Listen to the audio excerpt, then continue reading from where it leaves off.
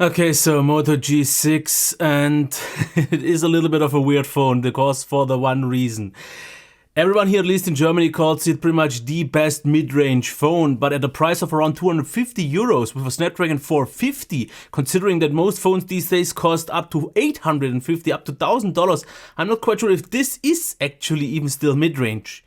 Doesn't really matter, and that's up for another discussion, but if this phone is good or not, that's something I can tell you despite the price. Now, if you take a look at it, it looks a lot and it feels a lot like the Moto X4, which I already loved so much for its design, and this just feels a little bit less premium and just not quite as high quality, but the difference is really small, besides obviously, which is not so small, which would be the bezels, because yes, these are obviously bigger, and one thing that I actually don't get is why you stretch a display with 2x1 out and make the display bezels pretty much just as big as they were before, so the whole device just gets taller. So if they would kind of reduce the bezels, actually it would make more sense to me, but it doesn't really change. And for a mid-range, or if we can call it that, phone, it's absolutely nicely done. We obviously see that it's quite thin, but the camera sticks out, but we also have a lot of fingerprints on the back, and that is personally not an issue for me because it's never slippery, but the glossy sides are very slippery to me. That's a little bit something that I had an issue with.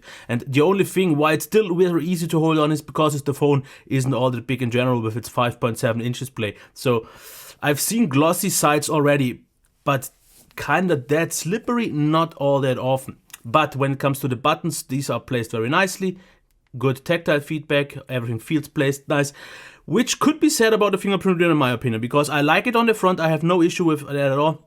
Some people definitely prefer it on the back. That's something that you have to decide. And the fingerprint reader, as you can see, works out totally reliable. It's not the crazy fastest one in terms of screen turn-on time, as you can see here, but the fingerprint reader works just fine. And you have the option to actually use this as for navigation as well, which I think is an okay solution, but not my first choice after all. We have a dual SIM and SD card tray. Then we have the microphone.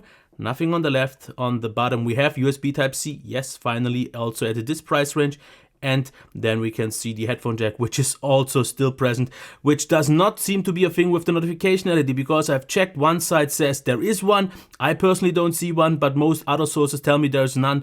And it would make sense because Moto already ditched it quite a long time ago for its active display, which is a good enough, actually better solution for me, because I don't really use notification LEDs anymore, but many people do, and it still should be there. I don't think that is an issue in terms of price, so that's just that. Now, when it comes to the overall design on the front, you can see that it's pretty much flat. The sides are curved though, and the in-hand feel and the quality is really nice. So we don't need to get any more into that. But what I want to go into is the display, which I think actually is really, really nice. And the Moto X4, as said, is pretty much the best mid-range display, which back then was 450 still, 350 in terms of euros. But this gives you the option actually, which is super nice now, to change between standard and vibrant, but also change the color temperature, which wasn't really necessary. It is a little bit on the colder side, even in neutral, but warm then again was too warm. I would wish for maybe a mid-stepping, but it is a very clear display. This is what I like so much about this display. The clarity, the maximum brightness was at around 480 lux, which is also for this kind of device absolutely fine. Viewing angles were no issue at all.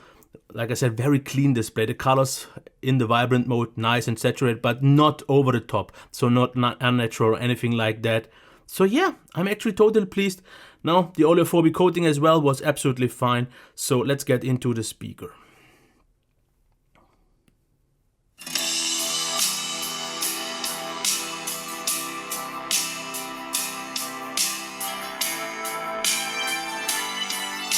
Let me just tell you so much. It is a very loud speaker, and that's why I actually wanted to give it 4 stars, but the only reason why I can't is, besides even though also being a front firing one, even though not stereo of course, is that the highs are very harsh. And if you watch a YouTube video and such things where it's still totally fine enough, it can get sometimes very shrill, which is just that little bit that I couldn't give it 4 stars. But otherwise, if you just want it loud, if you just want to hear things with a good quality, it's absolutely there, especially since it's front firing. But you have to kind of reduce the volume maybe a little bit to get that shrillness out of the way. Now the headphone jack, not on the top but on the bottom, is still there, but it's actually not as good as I'm known for or used to it from Motorola devices. It's a little bit lower in terms of volume, and it sounded a little bit muffled, so not so super high clarity, so also just a little bit maybe below average. But what I have to say is where I was surprised by is the performance. Because I've said previously on Twitter already that I think a 450 phone is not mid-range. But I have to say the difference to a 625 or even to a 630 is actually way smaller than I expected, because the last time that I used the Snapdragon 450 device was on the Redmi 5 Prime, which only had 2 GB of RAM. This one has 4 GB of RAM, and this definitely shows. So I think these days actually RAM is more important than the SoC, even though I also have to say that Motorola definitely knows to optimize their phones very, very well. So I have to say, for a Snapdragon 450 and a 1080p display, this actually runs super nice, very consistent. Also, multitasking is absolutely fine. As you can see, it never feels like it's kind of held down. Everything feels fluid, and it jumps between the apps very nice, and no real slowdowns, no lags. Super nice. Of course, it's not quite as fluid, not quite as lightweight and fast as a flagship phone, but I have to say, I did not think I would so impressed, especially also since gaming with 1080p, which wasn't good on the Redmi 5, actually worked out really good here as well. So, actually really, really good. Now about the battery, a full charge takes 1 hour and 35. That is a good level. It charges definitely very quick, but it also gets a little bit warmer because of that, but I didn't see heat to be an issue. Now battery life is not quite as good as on the Redmi 5 just because of the 1080p display, but what I got was about on mobile data, let's say 5.5, if not to even 6 hours. And on Wi-Fi I was at about, let me not lie, I think it was 7 hours, something like 7.5. My memory just completely blanked, sorry. And the standby drain is quite good because it's or actually very good because it's a stock Android phone. Those behave a little bit better, like for example non-stock phones. But yeah, good. Now software. Why I like it more than stock Android is just because of the fact that it looks a lot like stock Android, feels a lot lightweight like other systems, but we have some, even though not many, small nice little adjustments, like for adjustments, like for example the Moto features. Like I still like this so much. I wish for this to be action on everything. Also we have of course the way we can open the camera and a few nice little things, not really many. For example, you can also make the screen smaller, which I don't have activated right now. But other than that, it's that. Now, the only thing that I have to mention is that Motorola doesn't seem to be quite as good in terms of providing fast updates anymore and for a longer period of time. So keep that in mind. It is still solid. And for example, what we're having here in terms of the security patches would be, just for everyone who's curious, we have 8.0 and we have the security patch of March. That's absolutely still fine. But since we are already here, let's talk about the camera. And we still have the weird little feature that kind of shows you what an object is. Something that I don't think is that handy, but the portrait mode is available there. Camera mode, this is now the selfie cam. We have a beautify mode, we have HDR. So the actual use case of this camera app is absolutely fine. You can easily access everything. I would still wish for these to be toggles, but since you have so many options, I kind of get it. So it's okay. But let's check the actual quality now. And here I have to say, in terms of selfies, not that impressed. Obviously from this difference it's not quite in focus. Here it's already quite good and here it's pretty much the best. But I have to say, no picture really seems completely sharp. Everything feels very soft and slightly blurry. And that's just not good enough. Otherwise the colors are okay, but it never, as you can see here, seems just too soft. That's my main issue. Otherwise the selfie cam does the job. If you just want it for a casual selfie on Instagram or so, it gets the job done. Especially since we don't have a notification LED but a selfie light. Why? I don't really get it. Maybe you can actually use the LED for that purpose, for notifications, if you kind of mod it. But yeah, that's just that. Now outside at first glance, actually with a lot of light, this actually looks really good. But if we zoom in a little bit close, you can see that the details obviously aren't that great anymore. And overall, I have to say though, even though the camera isn't the fastest and the autofocus isn't super reliable, if you just use it for social media and for just casual shootings, considering after all that this is not a flagship with not a flagship camera, the results are actually absolutely nice. Colors seem quite natural, the sharpness seems fine, and nothing really, of course, like I said, if you go into details, if you zoom in, you see the difference. But for most normal things, what you do, especially with a phone like this, I'm totally fine with that, actually totally satisfied. Did not even expect it to be that good, to be true, to be honest. Now, low light, if we check that, No, you can see, yeah, a little bit softer obviously, but not a whole lot of grain. So even that actually knows to deliver, in my opinion. That is actually quite okay.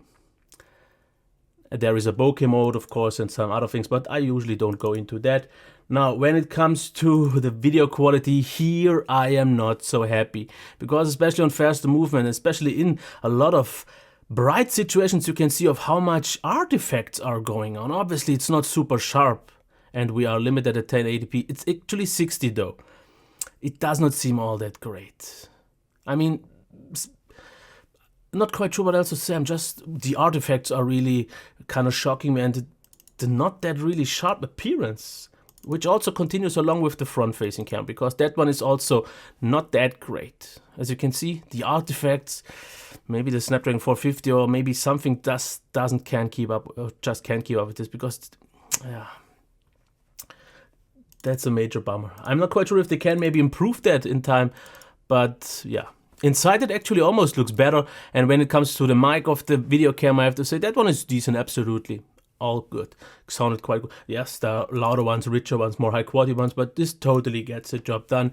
And we are already at the point of the conclusion with the rating. And here's my dilemma with this phone. I think it sits kind of in between, and not in the Goldilocks zone, but actually kind of the complete opposite, because it costs $250. And there is a Moto G6 Plus that I will also get in a day or two, which offers a 630 and has a bigger display and should have a little bit better qualities even though. And then there is something like, which I think is the hardest competitor, at least from my standpoint, would be the Xiaomi Redmi 5, which also has the same SoC as this one, but costs like half of the price. And even with import costs and such, it's still at least 100 euros cheaper. What you get though in terms of downsides is that we only have a 720p display, even though also stretchers, the build quality was quite similar. Then we get a better sound though. Performance was weaker, but just because I only had the 2GB version. Since we have 4GB, we are definitely here in an advantage, but there is at least a 3GB version on the Redmi, which kinda will help it and get it closer. Battery life was better, just because we had the lower display, the lower res display. Then of course the software. I think that's the main thing why you still could think about just getting this, even though it's more expensive, because you get a more stock Android-like experience. You will get all the bands out of the box and everything else, so you don't have to think about import costs and such. And the cameras are very similar. The front-facing one on the Xiaomi is better, but otherwise very, very close. So you see, you pay either 100 less and get a very similar phone, or you pay just $50 more and you get, okay, that's a bigger phone. Not everyone wants a bigger phone, but I think with the G6 Plus you will get the better phone. And for a price of $250 at the moment, I simply cannot fully recommend it, even though it's an absolutely nice phone. Doesn't really have any flaws considering what you get with a Snapdragon 450 device. The overall qualities are good and nothing really falls back too much. But for $250, you can get already last year's proper mid-rangers that were like 100 more with an even better display, camera and such things. So once this phone is at least $200, or I would actually say closer to $180, then absolutely. But so far, even though they did nothing wrong, I think it's just a category of phone that has it very hard. Especially at these times where the mid-range is just so stacked with great phones that all compete at the same price level. So that's that. Okay, until next time, bye.